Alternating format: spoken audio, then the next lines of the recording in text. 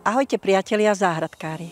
Ak si chcete oddychnúť od každodennej práce a ruchu mesta, tak dnes sa nachádzame na tom správnom mieste, práve tu. Dnes vám predstavím svoju novú ponuku, záhradnú chatku s podzemkom 437 m2 v obci Liptovský Peter, záhradkárska časť Kaleník.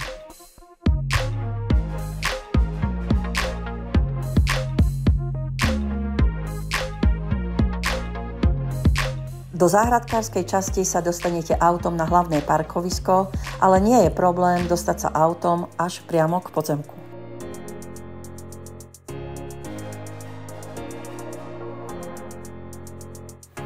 Zastávaná plocha chatky je 17 m2, úžitková plocha 37 m2.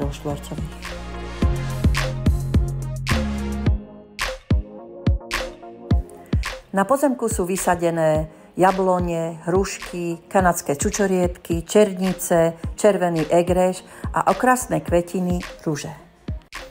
Všetci susedia sú milí a priateľskí.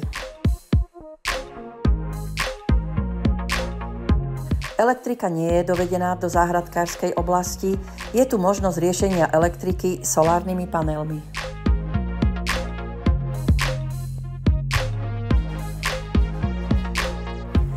Pitná voda je riešená v sezóne, púšťa sa cca od marca do októbra, podľa toho, aká je dlhá zima. Záhradná chata sa predáva kompletne zariadená, tak ako to máte možnosť vidieť na videu. Sprcha v záhradnej chatke je poriešená solárnym vakom, kde slnko ohreje vodu. Vak nebol ešte používaný.